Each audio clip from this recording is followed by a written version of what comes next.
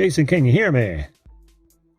Hey, yeah. Sounds like a What's song. up, man? Jason, can you hear me? Hey, we should do a duet. Oh man, the more I sing on camera, on stage, I think my voice sounds like $1,000,000. When when I do it on this, it's like, no. What were you thinking? Trying It's a that. whole different thing, isn't it? It's the studio doesn't allow for many warts, as it were. But the stage, man, you can be warts with an occasional glimmer of sunlight, and you still be fine. No question. No question. Well, how does this evening find Jason, man? Doing well, thank you. Good. Doing well. I came in, and from just right off the bat, like one of the first comments was, "I can't stand sushi." Oh, And I gotta tell you, I love it. I think it is the most perfect food on the planet. I love sushi as well, dude. I mean, with a passion. Yeah. Do you guys have Kona Jacks over there? Out there? Not ringing a bell. No. Okay. Kona Jacks is they may be a local, and maybe some of the folks in chat will tell us. Kona Jacks is, a seafood, plus they have other fare as well. But they have a sushi bar. And they have what's called the Hoosier roll. And I'm not biased because I'm a Hoosier, but it is flipping fantastic, man. Right on. It's got a slab of roast beef on top of it. Oh God, it's one of my favorites. Yeah, it is. Can't talk about this because then I want some. I know. And it just doesn't come that easy. I'm in Utah, so we're landlocked. So I thought you were in Colorado. No, I'm in Utah. Oh. The problem is I was born just loving fish. I don't know. I could survive entirely from food from the sea. And we don't have the ocean here. And so every time I travel to Monterey or San Francisco or where my wife is from, I'm blown away with the quality of like fish that has just been caught that day. It is it's absolutely delicious. So I actually have never had sushi by the ocean. I've only had Utah based sushi, so I imagine that it's even better by the coast. It would have to be. And now that I think about it, no, that's not true. That but when you go to an island, it's not like you're assured in most places that they just caught it on the boat down on the dock 2 miles away and prepared it over here. Yeah. Could have been shipped in. But like if you go up to Seattle or probably down in California where you're talking about, you're going to find a lot of those places that actually serve fresh. Yeah. Yeah. So the only time I've had sushi is when I go to an island, like an island vacation. But I can't be assured that was fresh stuff, honestly. I don't know. I guess I kind of made the assumption that it was all fresh. If like I really like this is about food I don't like, but man, I love talking about the food that I love. There's these clam chowder bowls that I just light up when I go to the wharf in Monterey, and I cannot imagine that you can get that taste from stuff that is shipped. And especially, I mean, all they have to do is like lower a bucket and pull it up, and they've got what they need, right? The fish are jumping in the boat. So somebody actually asked, Raven the commentator asked a question if I might. She said, she or he? I don't know. It's a she, right? And I was going to ask you that, but go ahead. She says, video call-in show, do you prefer performing live or in studio? And I think that was for you. Yeah. And that is a great question, Raven, if I might call you that. I actually don't like performing. I don't. I'm not a good entertainer at all. Hold the phone here. I know it's crazy. Dude, seriously? Sense. Seriously. Wow. Singing on stage causes me a level of anxiety like unto nothing I have ever experienced in my life. I haven't done it very often. I don't like doing it. When I'm asked to do it, I routinely come up with excuses not to. Drumming, on the other hand, I have no problem. I've got a big kit. I've got cymbals in front of me. I'm very comfortable behind that kit. Get abandoned, and man, that's no problem. But actually performing with singing and stuff, like, close to never. I can count on one hand the times I've done it. Well, that begs the question. When you go out as a drummer, do you not sing as well? Sure, I sing backups, but man, no lead? It's like, huh? No lead at all? No. Oh, no. Oh, wow. Wow. See, with a voice like yours, that just shocks the hell out of me, dude. Because you so do, kind. well, you do have a great voice. And you know, us percussionists Yes. that do sing are few and far between, relatively speaking. That just blows me away that you don't. Honestly. It's strange. It is very strange. But Especially since you're out there. I say again? Or especially since you're out there. You don't seem like this sort of thing, this exposure bothers you at all. Well, okay. So it's kind of a mixed bag. I am an introvert by nature. I'm down here. I dug a big hole in the ground, built a studio, and nobody's here. It's like I've got my space and so on and so forth. But it's dream time until you look at the books, right? What was that? It's dream time until you look at the books, right? Yes, exactly. And man, I'm just not. I've never needed the stage. I produce music because I love exercising my skills and seeing what I can create. Performing it, I'd rather not do any videos at all ever. I would. I get the video thing because that's a different animal entirely, right? Because now you've got to act as well, and I'm not a comfortable actor either. Man, I don't know. I just like I wonder when I've been studying marketing because I've got to get serious about getting my stuff out there. Mm-hmm.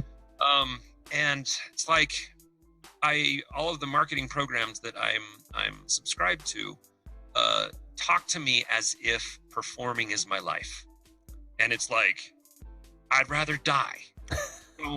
No. How do I just get people to consume my music without me having to go and be the star? And it's like, nah, I don't. Oh man. So it's like finding material that connects with what I'm trying to do is a little bit more difficult than I thought, just because I'm not really a performer. Oh man. Not that anybody cares, but performing for me is the best thing ever. Oh, really? Yeah. I mean, I love to be up on stage. I especially love singing while playing. I don't know why that Serious? is. Yeah. I mean, I really, really enjoy that. Not so much when it's a tabletop gig. Right. But but when there are a ton of people out there and they're digging what the band's doing, and I get to contribute in more than hiding behind the cymbals, right. Which I used to do at first. I was like, I just want to be back here and keep my beat, right? Sure. I'll look at your asses all night. You guys have fun up front. Yeah. You guys go. Well, you know the kid over here, the cocktail kid. This is how much of a, I don't know, you call it narcissist. That's why I built the damn thing. So I didn't have to sing. It's see-through. Well, it's see-through and it's stand-up. So now not only can they, see all of me. Well, it's see-through because it's cool. That's why I went with the see-through. I love those kids. Yeah. I love them. But no, it's more so I could stand up, be the same height as my guitarists. And when I was singing, I considered myself the front man, at least for the songs that I sing.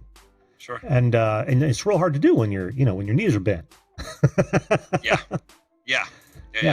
That's why it surprises me, man, because you're so talented, and I just would have thought, and we don't see that introvert side of you.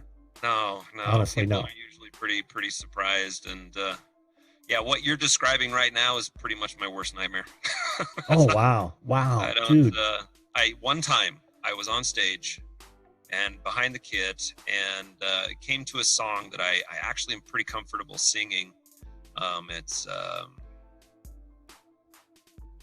Keep Your Hands to Yourself by Georgia Oh, Satellite. sure. Yeah, I played that hundreds of times. Drumming to that song is just a piece of cake. It's just four on the floor, no problem. Hi-hat, right. Yeah. I got a little change in my pocket going jingle-lingle. Hey, won't you talk me on the kill?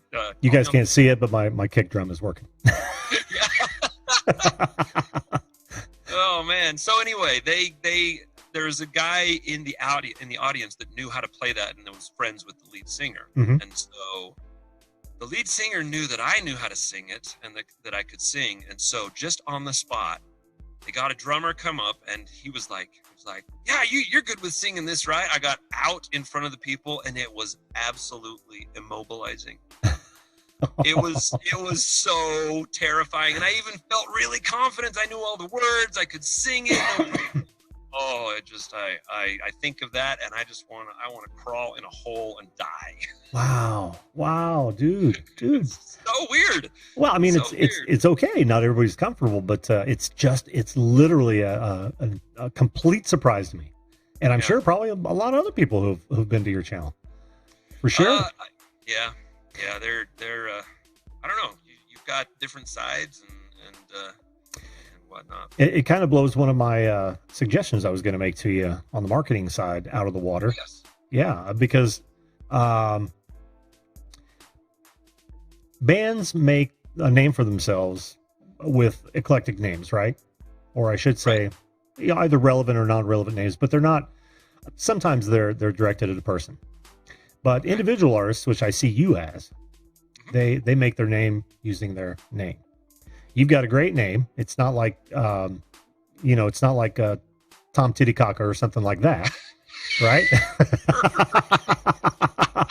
Oh, that is hilarious. I couldn't think. I was trying to think of a city name where somebody's not going to have that last name, and I wouldn't piss them off.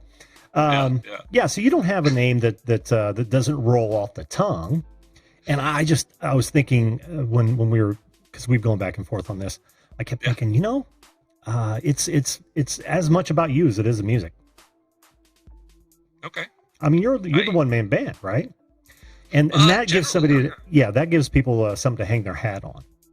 It's like, oh, I know that dude, not the channel. I know that dude. I love his stuff. It was a thought, but if you're not comfortable in that space, so you're changing my name to Jason Jones instead of Magic Jones? Yeah. Well, you wouldn't have changed your name legally, I'm sure, since it's on your license. That's where I started. You did. I did. I started doing that, and the reason that I changed it was actually pretty simple. How many Jason Joneses do you think there are? Well, I would throw that question back. How many Jason Joneses do you think are doing what you're doing? Oh, I can answer that. You can? Yeah, I think there's 3, and all of them have made it pretty big. Oh, ooh. And so it's like, I am just another fish in the sea, and there's no way that I'm going to be able to carve out this niche with this competition. And so I was like, so here, if you're interested. And by the way, I was very interested in your take on that story that you told. So which story? So, I forgot. That's okay. When I started saying that, I was like, oh my gosh, I don't remember what he was saying. But We'll started it with, if you're interested in it, you're probably not interested, but this is, it's because of your kit. Your cocktail kit. Mm-hmm. That is standing up. Okay, so I do remember. It just was a little bit more. I figured we'd come back around to it, yeah. So anyway, so I went Jason Jones. Then I got a person who said that she knew about marketing, and she was like, "You've got to change your name." And I was like, "I kind of know that because there's no way that I'm going to be able to, as I mentioned, carve out with Jason Jones thing." And she said, "Well, what do you produce?" And I'm like, "Well, my music is meaningful and it's hard rock." And she's like, "That's it. Do meaningful hard rock." So I was like, "Oh, that makes sense." It changed from Jason Jones to meaningful hard rock. And after a while, it was dawning on me that it was akin to, yes, it describes perfectly what I do, but it has no pizzazz at all. It has no market value whatsoever. It's like, and now we're listening to the Beige Wall, the square picture frame. It's like, I can see the Tom Slick crowd now. Yay! right. And so Wow. then, actually, you you know who James Cox is? Yes, I do. Yeah, I was interacting with him a little bit, and he was like, "Dude, you've got to change your name.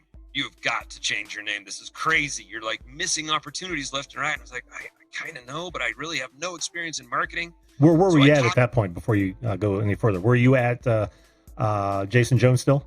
No, Meaningful Hard Rock. Oh, okay. Yep. And then, so I talked to my best friend ever, and we were like, so, like, what could be a describing set of words for what you stand for? And we talked back and forth for probably a week, and we boiled it down to visceral resilience. And I was like, oh, I love that name. It's like Evanescence. And yeah. like all these really cool things. And he's like, dude, that's going to be awesome. And I told that to James Cox. And he was like, I know you've told me that name 5 times and I can't remember it. I don't. And it's Good like, point. what is it? It's like, the first like 100 times I said it, I had to sit and think about what the heck it was. Visceral resilience. And so anyway, that kind of fell by the wayside without even getting any traction at all. And then James Cox, I was in his live stream once, and he said, dude, check your email. And he emailed me and said, magicjones.com is available. And I was like, what? You gotta be kidding me. And I thought about it. I'm kind of a spiritual person, prayed about it a little bit, and just felt really good. I'm like, it doesn't describe anything musical, but super easy. Magic Jones. You hear that the first time, you're going to remember it. Probably don't know what it is, but that's pretty easy to explain. I mean, Magic Jones music and all that other stuff. So anyway, I don't even know why I started telling you that. But because I suggested you go to Jason Jones and you told me you'd already been there. yeah. So doing this for 2.5 years, like, seriously, like wanting to make this a lifestyle. I feel like I've explored so many avenues of change, and what can I do to incite more contribution and connectivity. I don't know what I'm saying anymore. My brain is kind of fried today. But, that's okay. That's okay. My other suggestion would be, I turned you on to Rick Beato. Yes. Yeah. I've watched him quite often. Isn't he awesome? He is awesome. He just released top 20 guitar solos, I think. Yes. And I haven't watched that yet, but I'm gonna. Yeah. Something about ghost hammers. Yes. Yeah. Well, think about what he does for a minute. And he produces music, but I don't think he creates any, right? I mean, he's been in some bands and things. Yes. But he also tears music down. And I thought, you as a musician, creator and studio owner, there might be an opportunity to go behind the scenes and show how you do what you do. And because you, like I said, I don't think you have any compunction about going in front of the camera. It might be a stage thing, but in front of the camera, and you're smooth. You don't stammer like I'm doing right now much, and and I think that one, people love that kind of stuff, right? Because they look at your studio and go, I have no clue. It's cool what he's doing, but I have no clue how he's doing it. And, gotcha. And I think people would really get value from that. So wouldn't that be under the I hate throwing this stuff back at you, and I really, really appreciate your ideas, but I'm spitballing, I want you to know. Wouldn't that I'm doing that every day in my live streams. Yeah, but I mean, it's not a behind the scenes thing. You're showing how you create the music, but you're not showing how the equipment's put together. You're not showing about the different software you use and how that interacts. And when you're live and when you're actually, how does that piano there next to you, the keyboards, how do the keyboards get into that software? You see that sort of thing, that the little, I see. Yeah, the little, so kind of like a how-to. Kind of like a how-to, and it doesn't, you wouldn't have to go into like here's what you do to do this. Right. But you could approach it as, here's how I do this. You see what I mean? Gotcha. So kind of like the method behind the madness type Yeah, stuff. yeah. And if you optimized that to a certain degree, then that would be a sideways in, right? So those people who don't know who you are, not going to find you as a musician or creator, but they're really looking to find out how, or just enjoy watching how these things are put together. It's like, oh wow, that's cool how he did that. And not only that, but his fucking song is awesome. You see what I mean? I mean, that is your audience to a certain extent. Yeah. And then, you know, I always look at those sort of things to snowball later, because once somebody enjoys what you're doing, they find like you and I, man. I've shared your videos out a lot, and I've watched a bunch of them. I lurk a lot because, you know what I mean. But that's the thing. Once you get people that really enjoy what you're doing, then it has that snowball effect. You probably know better than I do, given your position compared to mine right now. So, giving them every opportunity to do that is where I see the value here. Gotcha. Well, it's just food for thought. Sure. No, I just wrote it down, and I actually had an idea earlier today. If you don't mind me. Not at all. We don't have anyone else. Let me say hello really fast to Jimmy C and friends. How are you? Killer Whale, welcome to the show. Love that name. And I also saw David the producer. How you doing, buddy? And Crap My Dad Makes Me Watch. Have I missed anyone else? It's been a while. You and I have been talking for a while. Good to see you guys, and thanks for being here. If I've missed you, tag me and let me know. Go ahead. So you wrote it down and you had an idea. I did. Okay. So two things actually. Regarding what you said about the method behind my madness, I really like that, and I'm actually when. How do I start this? Let me are you gonna go into your unboxing? Because that was cool, and it made me want to go. Oh, you unboxed the timekeeper, the body keeper. Soundbrenner. Yeah. I watched that, and I immediately went shopping. I haven't bought one, but I immediately went shopping for it. Really? Yes, absolutely. Oh, right on. Absolutely. Right on. But okay, you see I do that for everything that I get, because that actually gives me quite a lot of watch time. And I'm right now, for those of you who are interested, I'm just over 400 watch hours away from being monetized. Sweet. So yeah, I've got the subscribers, but don't have the watch time. So those how-tos actually increase watch time quite significantly. Mm-hmm. So where I was actually going is I'm gearing up to release my my 5th album. This might be a little bit of self-promotion, but self-promote away, my friend. Okay. Appreciate you, Jim. No problem. So I've got 4 studio albums already, and when I released those, I just, I put together some artwork, didn't really pay too much attention, and just did the DistroKid thing where they just goes out to iTunes, and then that was it. And very few people listened because I didn't tell anyone. And this fifth studio album, I'm actually engaged in a process to bring back the connection between the artist and the people who enjoy the craft. Instead of just shooting out the songs to the streaming platforms, I've created a web page for every single song that is on my album. There's 11 songs, and I've spent the last 2 months creating 11 different web pages that explain exactly what you just said. I do between a 20 and a 30, some of them are 40-minute video of me just deconstructing the song, and like I listen to it, and the first thing that pops into my head of a memory of when I was writing the song, or why I produced it the way I did, or anything. And it was just a joy to do that. So I've already done that for the 11 songs, and the release date is going to be late in October, possibly early November, depending on when I get some things done. It's a ridiculously long process. Oh yeah. But so yeah, I can see the value behind that. And for those who would like to be part of that album release for my 5th album, it's called Remnants of Truth. You can go to a URL. It's go.magicjones.com. Can you type that in the chat? Yeah, I think I'm going to. I'm going to do go.magicjones.com /invite-only F-MJ.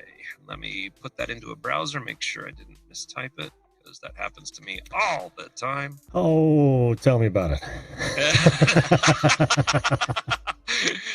Yes, my friend. Yes, my friend. Okay. I feel your pain. It did. Where did the topic? There we go. Okay, yeah, it worked. Cool. Yeah, throw that in the chat. Right I'll throw it up on the screen for those people on D Live and Twitch.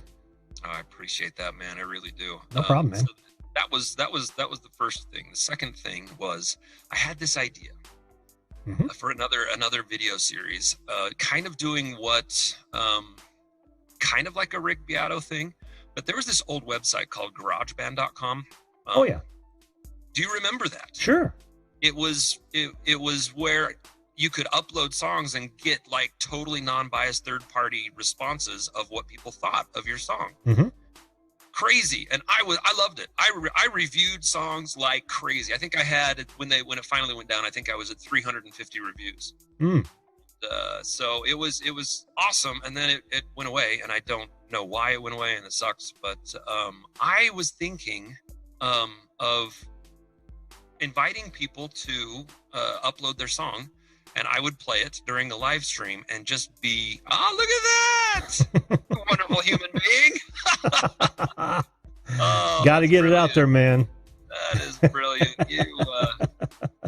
You deserve all the success in the world, my friend. Oh, you're just saying that. Oh, sir. You don't have to be nice just because your URL is up there. Well, that has something to do with it, but that's not the only. No way. So I don't know. What do you think if I invited people to upload the songs and I would just rip them apart? I mean, I would say either it's awesome or it's not awesome, and this is why. Or what do you think? Well, when you say rip them apart, are you talking about like a video deconstruction where you would actually live, so you would it would be live stream. Oh, okay.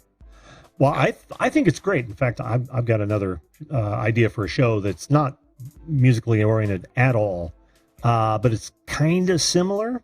I think it's a great idea. I think it's a great idea because everybody wants. Well, they have a tough time because they're so close to it, figuring out whether or not their stuff is worth anything. It's the whole reason Mo exists, actually. From Next Up, he has artists submit their songs, and really what they do is they put them into queue, and then they play them, and then they critique them live on the air. That's as far as they go with that. And of course, I think they also take the chat comments as well and kind of throw it out there to that artist, so that artist kind of knows where they're at. And that's interesting. Yeah, and it's working out real well for them. He was here earlier. I don't know if he's still. Hey, Ms. Kathy, how are you? Good to see you. I don't know if Next Up is still in the chat, but he came on the show, and I learned all about what he does. It's very, very similar, but I don't think to that degree, because you're going to go through and probably talk a little bit more detail, not like how marketable that song might be, right? Something, as much as I know, as much as just my initial thoughts. Most of when I was on GarageBand, it would have to do with mix notes and production and such, because I've got a lot of experience in that. But I don't even know. I would one thing that I think that could help, not only me but anybody is. I'm sorry, not a great gamer. Prematurely farted on his cat. Sweet. That'll take you. Yeah, thanks, gamer. That'll take you right out of your zone. Right. No worries, man. Hey, I'm up for eclecticity. Eclecticity? Is that even a word? Eclecticism. If it's not, I like it. Right. So what I was gonna say is the getting fans of other musicians to be engaged in my content. And I was like thinking, how could I do that? Yeah. And that's where I kind of came up with the idea, is just inviting people to upload me songs, and I would play them and tear them apart, and tell them the positives and the negatives, and see if there's there could be any interest there. Yeah. I would also think collabs would be huge for you? Okay, so I've done quite a few. Uh-huh. I've done quite a few collabs, and I thought that I would see a marked difference between my solo stuff and my collaborations, and I haven't. How far up were you punching? Nah, well, the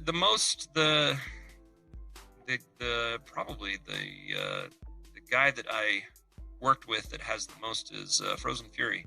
Oh yeah, love Frozen and Fury I love. stuff. I mean, he's what, got 5,000 or something. Something like that, yeah. Yeah, and he one of ours, he actually posted the video as well as me, and we both cross-linked each other, and I thought I would see much more of a bump than I did. So I don't know.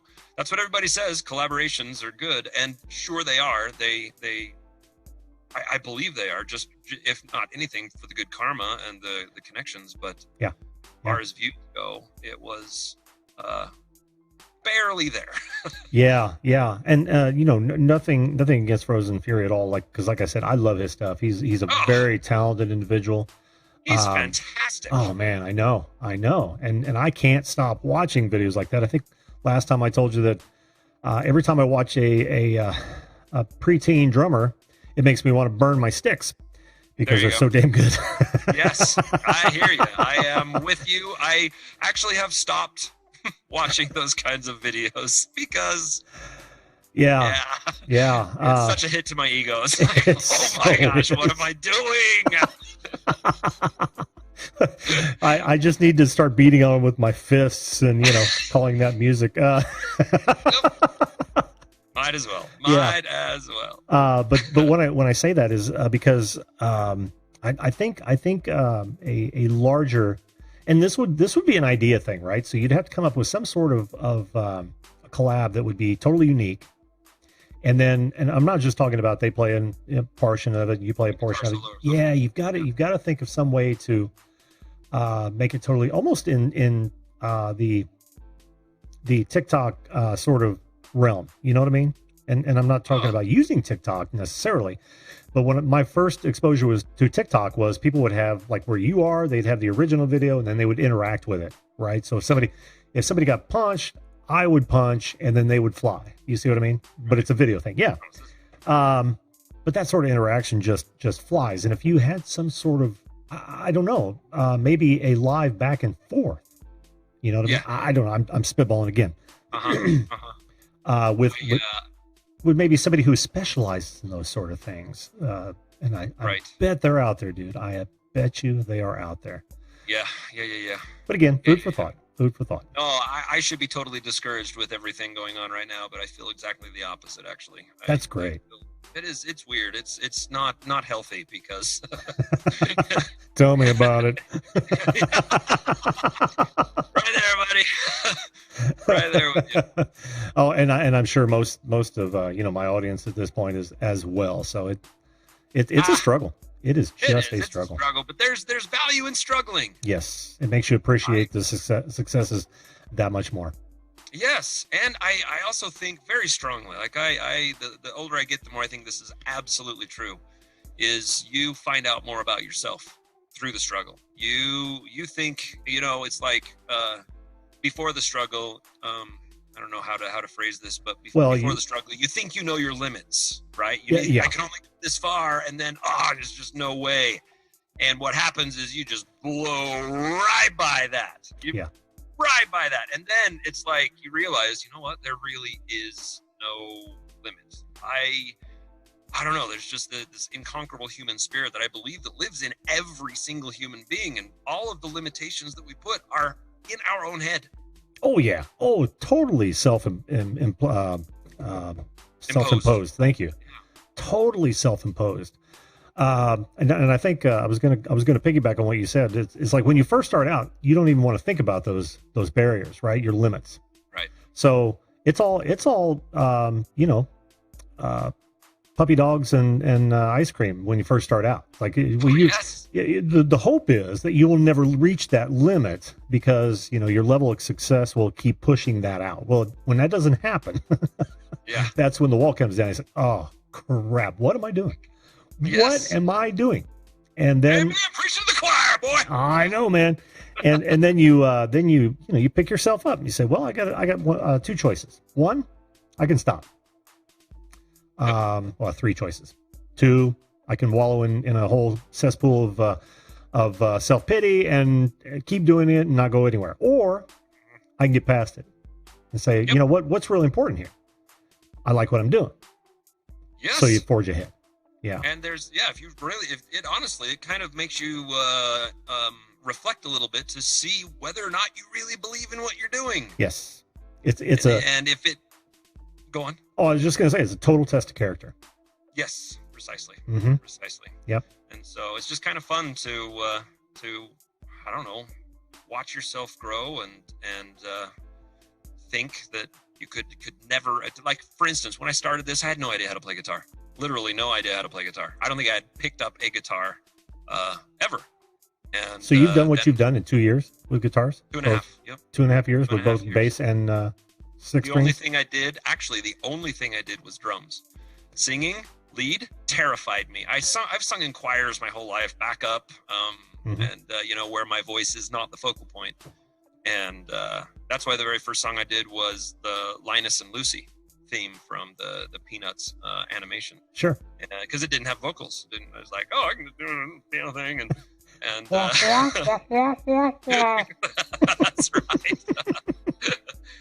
And then I quickly realized I've got to do something, and so I did Every Breath You Take by Police, and that's the very first time that I ever sang and published a lead vocal. And so yeah, this whole thing, except drums, is totally new.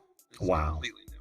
Wow. I mean, well, what if you don't mind me asking, what is your background in on the technical side? Because you've obviously put together quite a bit. Sure. I see several rack. I don't recognize them because I don't have a good enough view of them, but I see several rack pieces of equipment. Yeah. Oh yeah. Oh, okay. That's a Behringer amp, isn't it? No.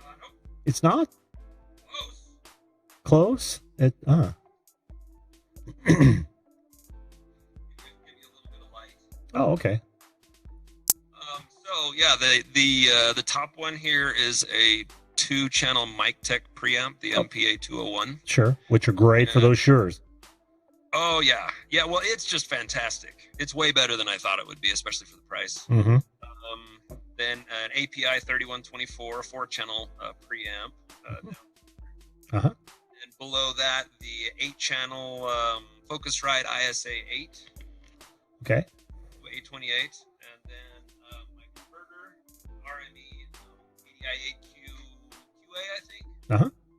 And but yeah, no, the technical side, I bought my first microphone in 2001, and just have fallen in love with production. I own and operate Art City Sound, where I record clients that come in and record their music. And the first client I took was in 2009, which means I had 8 years experience of producing my own garbage. And then from there, it just got to the point where I built my studio. So drums and audio engineering were definitely the high points of when I started this YouTube channel. Those were the two areas where I had most experience. Cool. Yeah. Have you ever thought about creating an interstitial ad and running that during your live streams for your studio? An interstitial ad, just one that comes within the content. So you could break for like a commercial where you could run a 15 to 30 second promo for your studio. What a great idea! Holy, what a great idea, my friend! It lives forever, man, and all the contact information anyone would need, because you're showing them what you can do. Yeah. Yeah. That is fantastic. Yep. Art City Sound. What are they called? Interstitial? How the crap do you spell that? You don't have to. Just call it an in-content ad, right? Okay. Yeah. That's not attached to YouTube. I mean, because that's where your ad revenue will come from, not from YouTube, as you well know. At this stage, yeah, because you got to have a shit ton of watch hours to make anything on AdSense. Yeah. Yep. Yeah. There's. But if you can leverage this to drive people to the studio, then success on YouTube is not nearly as important. You see what I mean? Agreed. Yeah. Oh, absolutely. That's a fantastic idea. And I could also because of my technical knowledge and being a computer programmer, I can also do remote mixing and remote mastering. I started a business where I would do acoustic drum recording, tracking acoustic drums for songs that had fake drums and stuff like that. But I'd never even considered doing ads for that stuff during my live streams. Man, that is a fabulous idea. We'll go back and watch this because you'll want to use those points that you just outlined as part of your ad. You know what I mean? Yeah, dude. Mm-hmm. Yeah. Yep. And you could even tag. Well, you couldn't tag it on the videos you've already got, but I would use this platform as much as I possibly could to get your studio name out there. Agreed. Without hurting people, because you don't want to beat people over the head with it too much. Oh no! There is that it fine would line, just be right? Like, hey, I got to take off for a second here, and then go and watch an ad, and then come in. Yep. Yeah, it's exactly. Yep. and do it when your watch time, just before your watch time drops off on average. What do you mean? I'm not sure I understand. Well, when you look at your stats in YouTube analytics, you can see where your watch time just takes a nose. Most live streams, most videos, they take a nosedive, right? Oh, on average. Yeah. Gotcha. So people are looking at it as like, some people hang out for it, some drop out, some didn't mean to jump in, but you'll catch the most people right before that dive or at least that reduction. And that's where I think I would put at least the first one. Nice. Yeah, that's a great idea. Cool. Very, very good. So you don't like sauerkraut? I hate sauerkraut. Me too. I don't like it at all. Oh man, maybe it's a drummer thing. I find myself honestly wondering why would anyone think up such an atrocity to put in someone's mouth? I know, and they put it with some of the best sausage on the planet. Yeah, I don't. What is up with that? I don't know. That's like pissing on a cheesecake. Oh, that is terrifying. I just made it up. Feel free to use it. Oh, thank you. Miss Kathy says, I love sauerkraut. She even spelled it right. Oh, and her mouth just watered. I am so sorry, Miss Kathy. Actually, I'm happy for you. But that's one of the things that makes life great, right? Because we're not all the same. I know I'm going to say another thing that I don't like, and Jason, if you don't like it as well, let me know. Lima beans. What beans? Lima beans. Oh, lima beans. Either way. I hate lima beans. I've fed so much to my dog. I'm surprised it lived to old age. When I was a kid. Right on. So what else? We never had lima beans, but I do like beans. Oh, I love beans. Yeah, I love a lot of beans. But what else? What else? Just makes your nose cringe when somebody says, "Hey, let's have some of this." I'm pretty easygoing with food. I haven't had too many. In fact, sauerkraut is really the only thing that when I see it, it's like, nah. I don't want to have anything to do with it. It's repulsive. In its look, to a certain degree, yeah. It smells horrid and it tastes worse. Have you ever had kimchi? No, I haven't. Okay, no. It's along the same lines, but worse. Really? Yeah. It's funny that's what that's what the soldiers used to call the prostitutes in Korea. Oh, you were in Korea? No. I talked to a lot of them as they came back. Gotcha. Yeah, no, the kimchi evidently is just rotten cabbage that has been in the earth, festering for months. We can almost draw the parallel, can't we?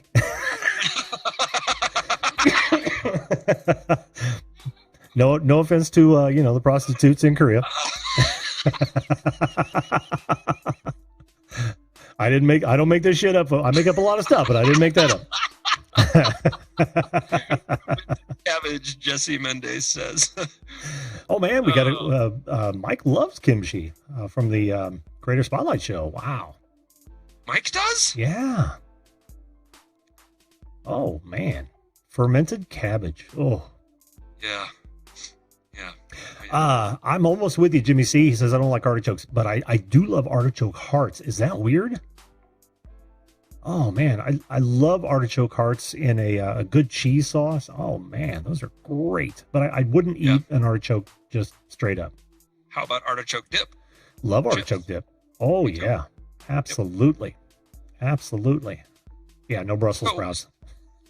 So Jim, what is your favorite food? Dare I ask? It would have to be steak. Any particular cut? Well, I'm partial to ribeye. If it's beef. But if it's venison or elk or, venison or elk, I would say just about any cut. Outside of, I'm not a big backstrap guy, but I love all the, and even beef. I love them all, except for wherever they get cube steak. I'm pretty sure. I don't think that counts. I don't think it does. I don't think it's like the the hot dog of steaks, and just don't dig that at all. But I would have to say steak, man, and ribeye specifically. You? Oh, I love ribeye.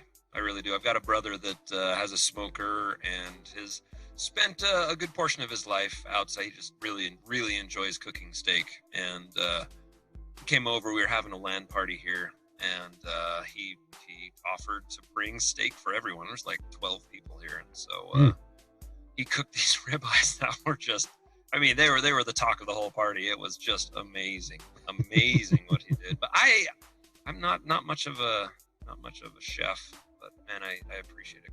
Well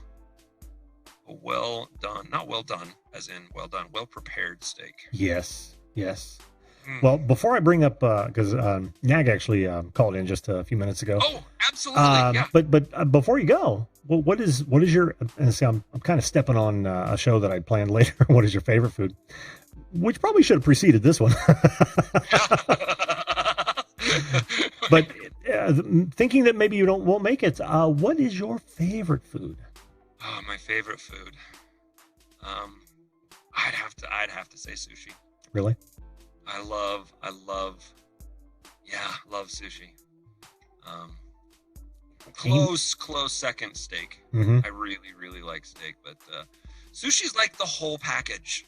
You get your rice, you get more than just protein, and when it's done well, it is just to die for. Ooh, bacon. Jimmy C says bacon is king. I think that is absolutely true. That is absolutely true, and it's the it's the all-purpose food. I could throw bacon on ice cream and just absolutely love it. On donuts. Guaranteed. Who would have thought? Chocolate cake. Man.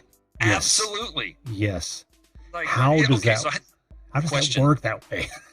Is there anything that bacon does not enhance? Oh, that's a good question. Well, I wouldn't want it in my beer, and I guess that's unfair because that's a liquid. Maybe, yeah. I wouldn't want it in my water or milk. No, I think it would dilute it. Cheese, absolutely. Oh yeah. Jalapeno poppers wrapped in bacon. Oh my gosh! Forget about it. This is bad. I'm gonna be going out to eat now. Yeah. Well, maybe you can do some field research and find out what foods are not enhanced by bacon, because I can't think of any off the top of my head. Oh, honestly. I know they're out there. I just can't think of them, and that's going to kill me now. Yeah. If you've got a guy or a girl waiting in the waiting room, I will bid you adieu and just say thank you so much for everything you're doing, man. That's every time I'm on here, I leave feeling enlightened. Burdens have been lifted a little bit. I really appreciate what you do, man. Well, thank you, man, for that and for what you do, and I appreciate the kudos and I'm pulling for you, man. I pull for most of these people here too, and I enjoy helping people. So hopefully, if you want, like I said, if you want to talk more about this online, we have email addresses, and we can do exactly that. Yeah, I'm on your schedule, man. I appreciate that, and I wish you the best. You take care. Have a good evening. Thanks. You too, Jason. Yep. Bye-bye. Bye-bye.